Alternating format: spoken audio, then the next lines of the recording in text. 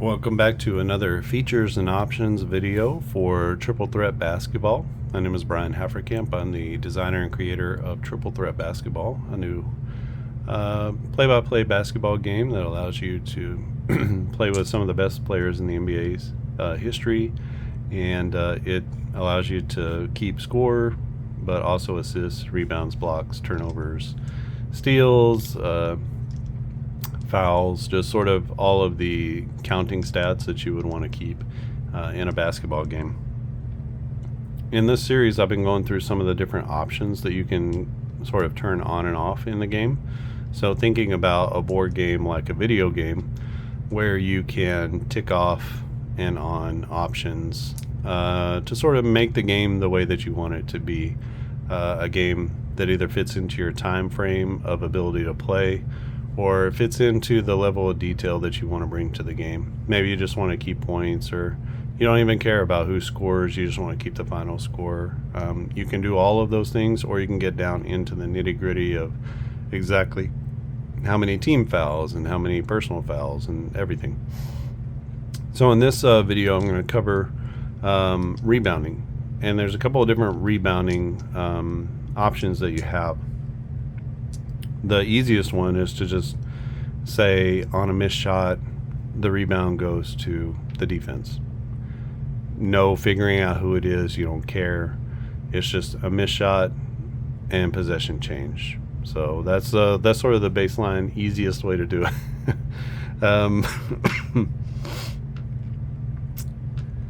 You can also, let's say you have a...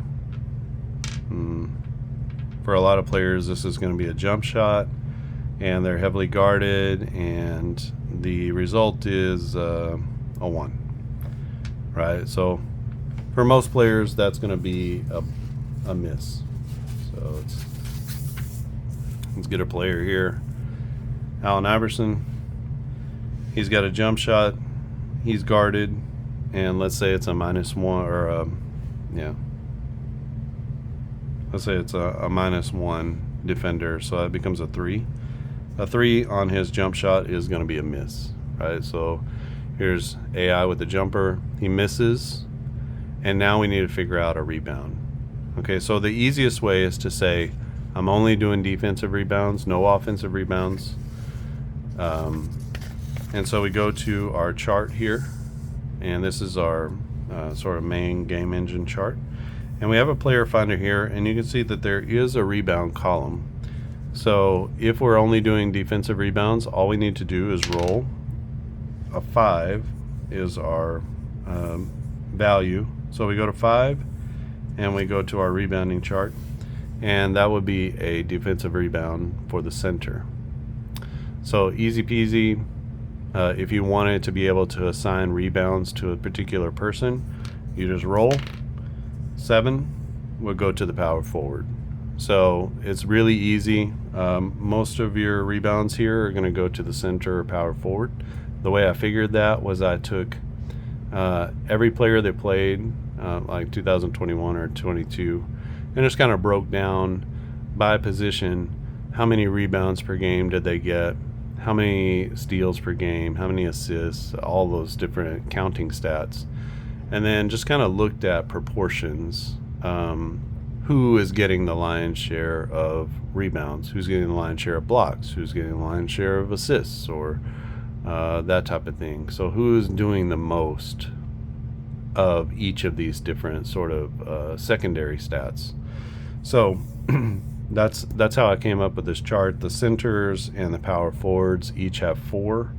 Is that right? No. They each have 3. So between the centers and the power forwards, 60% of the rebounds are going to go to those 2 positions. So if you're worried about, does everybody have the same opportunity? They don't. Point guards and shooting guards only have a 10% chance of getting a rebound, but they only get 10% of the rebounds, really. So it works out okay. And then it's up to the dice, really, to decide who gets the rebound. So that's only defensive rebounds. So the very simplest way is to say there's a missed shot, there's a rebound by the other team, I don't care who got it, we're going into the next possession. That's the very basic, easiest way. If you want to count rebounds, the easiest way would just to do, for counting rebounds, we'll just do 1 die roll and give the rebound to the defense.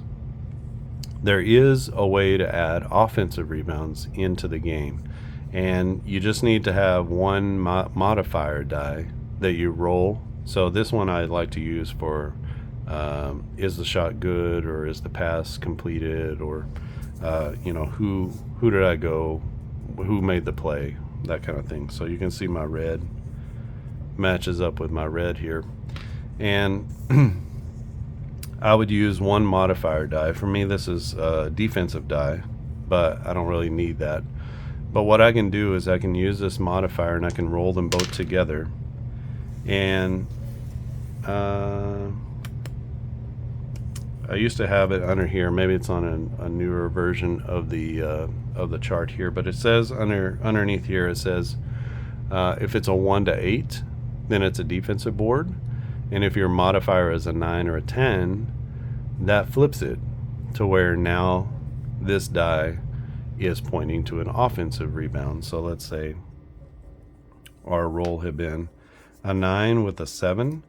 This means a 9 means it's an offensive rebound, and a 7 means that that offensive rebound goes to the power forward. So instead of the defensive power forward, now it's the offensive power forward. If this had been a 1, that would be the defensive power forward, and then it's a defensive rebound.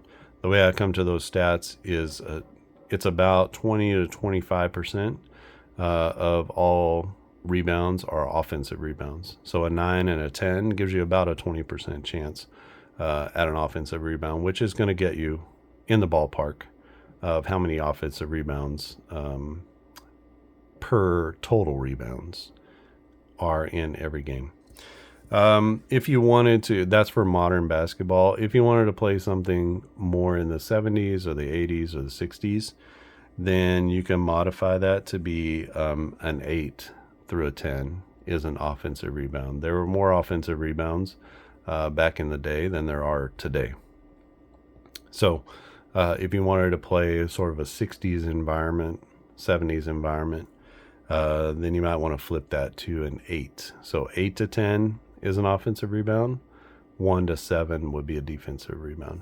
So that's how you would play and get the offensive rebounds. So that's rebounding in the game. Rebounding doesn't have to be complex. It can be more complex if you want to and include the offensive rebounding. And then on an offensive rebound, you would use the fast break offense. So you could go back into the set offense if you want to and just run through that every time.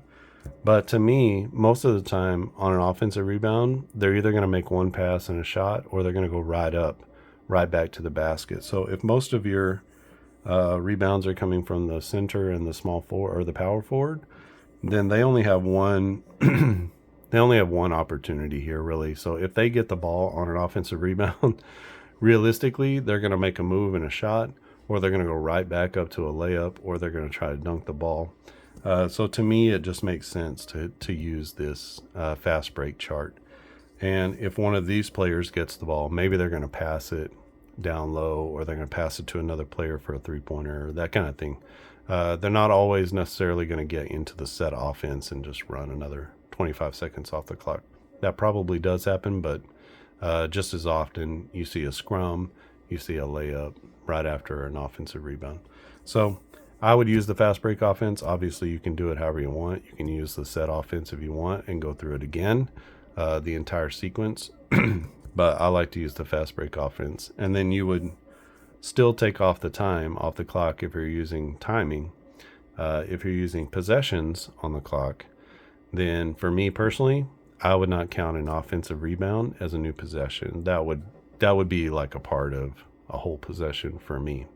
But you obviously can play this however you want to. You can make that a whole new possession that you mark off of the timer, or you can leave it as a part of the full possession and just wait until that offensive rebound is resolved, whether it's the person is fouled, or they put it in the basket, or they miss, and then the defensive gets the rebound again. With this offensive rebound mechanism, there's opportunity for multiple offensive rebounds and putbacks. That happens. And so that actually does happen in the game. It's happened a few times when I played, that there's just multiple offensive rebounds. So the first offensive rebounder shoots and misses, and then there's another offensive rebound. Maybe they take it and put it in, or they get fouled, or they miss, and then the defense gets the ball. So that's an added realism that you can add into the game. Just know that that's going to add some time to playing the game as well. So that is rebounding in triple threat basketball. And again, really you just need some sort of way to determine the rebounder, who the rebounder is, and you need a modifier to say, is this an offense or a defensive rebound? If you have any questions or comments, you can leave them down in the comments section below. I will get to them very quickly. Please subscribe to the channel if you haven't already, and stay up to date with news about this game, new things that I'll be adding in. And if you haven't already, just click the thumbs up for this video. That's super helpful, more than you even know maybe about how helpful that is. And if you haven't told anyone about the game, but you really like it, you've been enjoying your time with it, or you just learned about it and are excited about it, love for you to tell others. That's how the game will get into more people's hands and grow that way. And so the community will begin to grow organically by everybody sharing. I can only share so many times in so many ways, but you have the ability to share and sort of push this thing out farther. Yeah, I think that's it. I appreciate everybody who has purchased the game so far. It's been a really good reception. Rod's Tabletop Hoops YouTube channel has a couple of different videos about it if you want to watch someone else's perspective or hear his review of the game. And that might be interesting to you. I'm obviously the creator, so I'm going to tell you certain things about it, but he's looking at it with different eyes. So that might be helpful for you as well. If you want to purchase the game and you haven't already, you can go to triplethreatbasketballgame.com, triplethreatbasketballgame.com, and pick up the NBA 75 set. It's the 75th anniversary team. There are actually 76 players, but there was supposed to be 75 players voted on by front office people, coaches, players, and it features the 75 greatest players in the history of the NBA. Almost all of them, except for the guys who are playing now, are Hall of Famers. They're multi-year All-Stars. They're Defensive Player of the Year. They're MVPs. They're definitely names that you're going to know. And they were voted on by their peers as the greatest 75 players in NBA history. So that's who you're going to get in this first set. And I do have intention to do things like WNBA or ABA or, just whatever sets I can find to put them out there and just have those sort of greatest players. Don't know about seasons or how those would work.